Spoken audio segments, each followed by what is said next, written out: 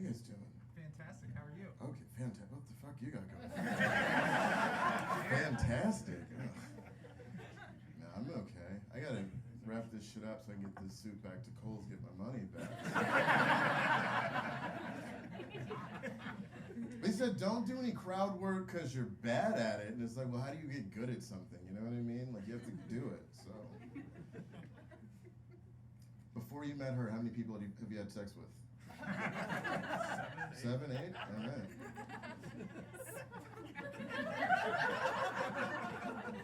Cool.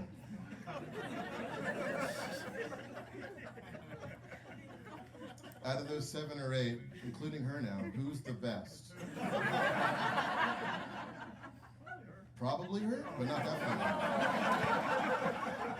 That's cool. That's cool.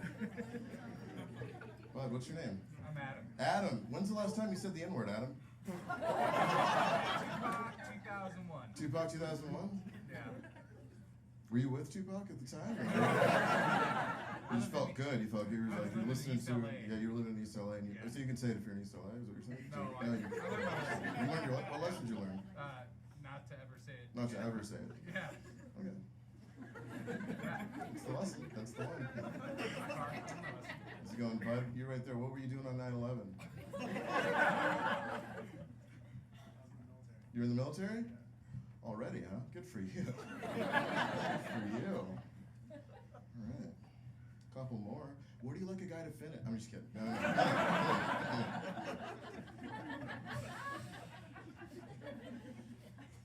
What a time to be alive, kids. We made it. It was scary for a little bit there, right? You know? I'm one of those guys who I will do anything the news tells me to do, even if it's the opposite of what they just finished telling me to do.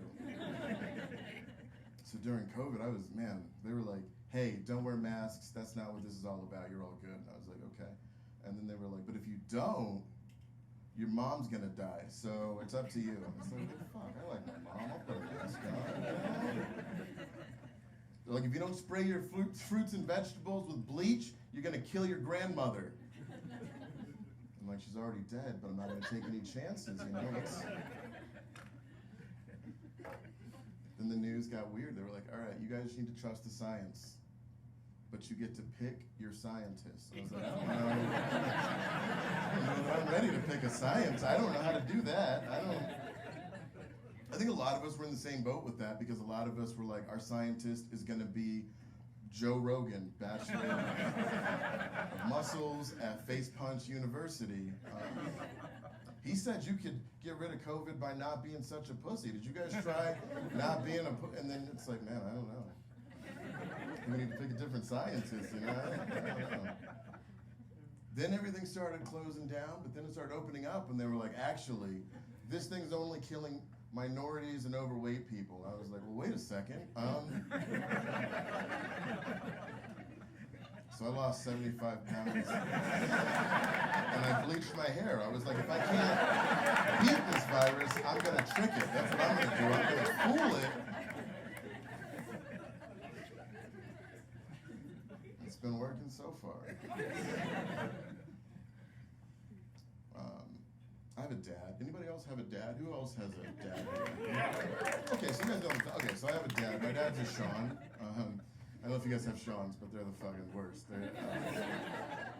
On paper, my dad's amazing, you know? He went to the military at 17, took care of my mom, pays all the bills. He's a good dude, you know? Put me through private school so I got kicked out of private school, then paid for my college, let me live with him till I was 33 because I was positive I was Jesus, and then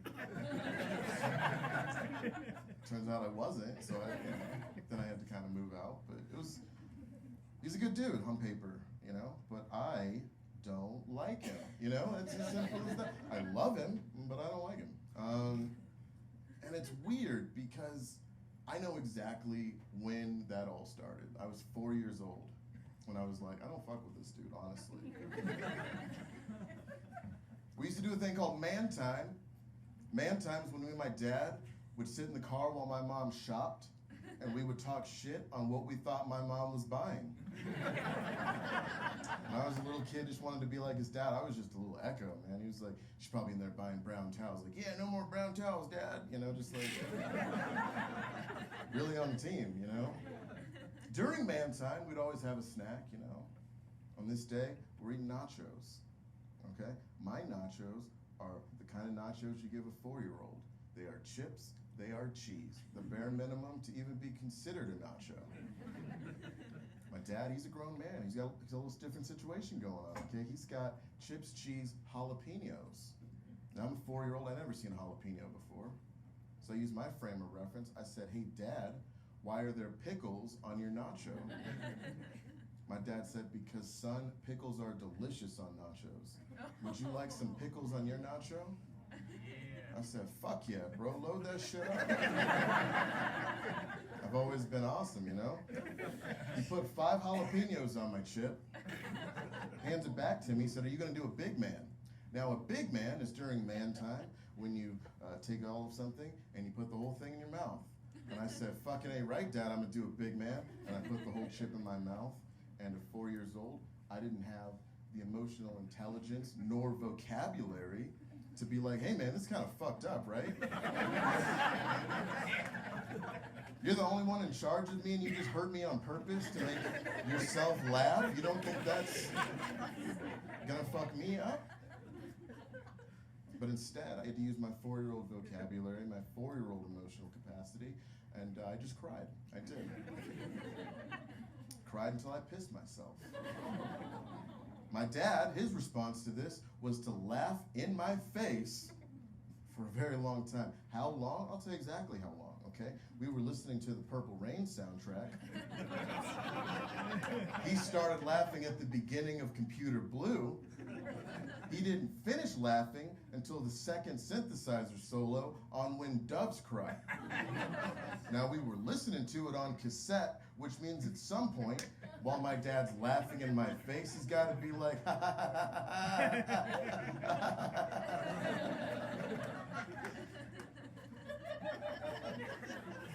When he finished laughing, he looked at me and said, hey, son, looks like you found yourself in a real pickle there, huh? As long as I live, I'll get you back for this. I will.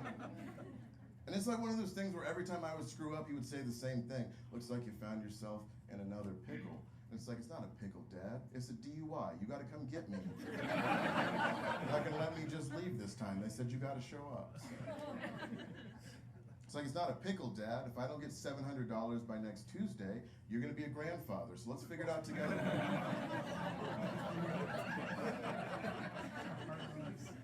You see my hair, you know what my politics were. Don't do that. Don't do that to yourself. I was like, I gotta get him back, you know. I've always been trying, you know, as a little kid. I glued a bunch of Legos to the stairs, Home Alone style. And I was like, Dad, I'm hurt, come get me. Thinking he'd run down the stairs and help me. But my dad, one of the things about him, he takes big shits in the middle of the day. He's not always available to help.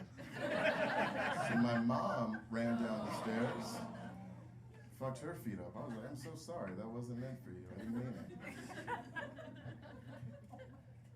A little later in life, I was working as a jazz musician in Kansas City where my parents lived. My dad said, I need a nice restaurant to take your mom to for our anniversary, someplace exclusive. I said, ooh, what about Temptations on Grand? He said, what kind of food is it? I said, exotic. And maybe you've never been to Kansas City, maybe you don't know about Temptations. I'm gonna tell you what it is. It is exactly what it sounds like. A mid to low tier strip club. So my father took my mom for their anniversary. My mom said it was the worst day of her entire life. My dad was like, this place is awesome, man. Everybody's in tracksuits. Everybody's got money. The music's amazing. Everybody's dancing. I was like, what the fuck? He's like, on Tuesday, I'm coming back. They got crab leg. I was like, they got crab every day if you know who to talk to. I said, I'm gonna chill on the pranks until I can nail it, you know. I moved out to Denver and it just became clear to me what I had to do, you know.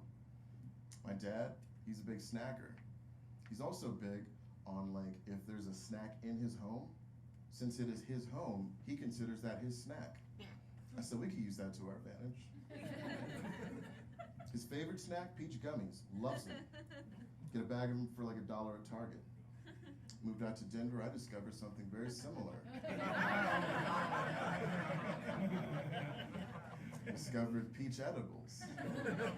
And my dad, he went into the military at 17, never got a chance to experiment with drugs. Me, I'm practically a scientist at this point. I've experimented a lot with drugs. I said, wouldn't it be funny if I took a bag of peach gummies, took a couple out, put in 15 milligrams of peach edibles? Wouldn't that be funny? I said, if that's funny, Brandon, what would be hilarious? Hilarious would be to take that bag, empty it out, and put in 300 milligrams of peach edibles. Now, maybe you don't do edibles, maybe you don't know the edible math. Let me break it down for you. 20 milligrams is what I drove here on.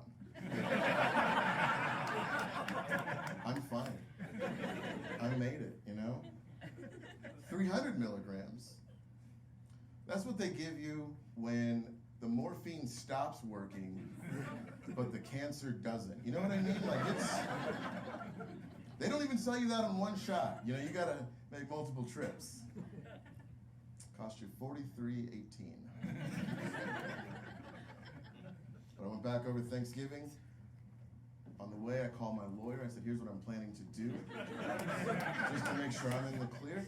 She said, for this to not be considered assault, Brandon, you can't offer them to him. I said, but what if I just sit him there? She said, that should be fine. Stand by, I'm on the back porch. My dad sees the bag. He goes, those peach gummies? I said, yes, sir. He said, everything in this house is mine. I said, I understand. I said, I might fuck around and eat that whole bag. I said, your old ass? You couldn't eat this whole bag. He said, I bet you $10 I can eat this whole bag. I said, I bet you $20 you can't eat this whole bag.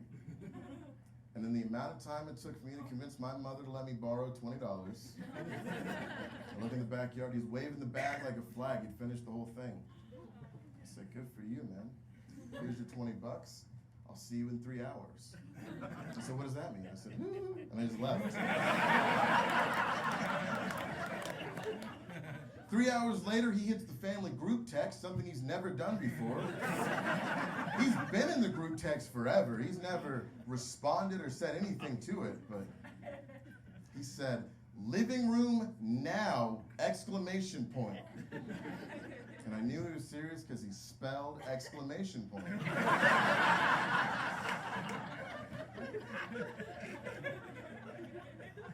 So we go down to the living room. Whole family's there. My dad's in a full suit. My dad's not a full suit guy. I'm the only full suit guy in the family. It's weird. I'm like, oh no, this might be how he tells us he has another family. Maybe I fucked up. But it wasn't. He said, there's something I've been meaning to show you that will explain everything. I said, oh my God. Put a DVD in the DVD player, and it was Purple Rain. Fast forwards to the end, starts doing the dances. Said, do you guys see what I've been trying to tell you this whole time? I said, I sure don't. Gonna need some clarification on this one. He said, we were good back in the day. Do you see how good we were? I said, what's all this we shit? Because if you look, the revolution is a white dude on drums, 2 other white women, and a Puerto Rican gal named Prince on the guitar, which don't appear to be in the band. Stormed off. Next time we see him, he's downstairs organizing his records by the death date of the artist. I was like, some of those dudes ain't dead yet. That's weird. Then he went to bed. Normally my dad wakes up 5:15 in the morning, every day, even if he's sick. Not this day. My dad came downstairs 2:30 in the afternoon. Said, I think your mom put something in the turkey. I said, the turkey? But that made me realize I can extend this prank a little bit. I said, okay, we got this. Waited till Monday. I called into his job. I said, hey, this is Sean's son. We're worried about him. He's been abusing marijuana around the house and it's changing his behavior. I just want my daddy back.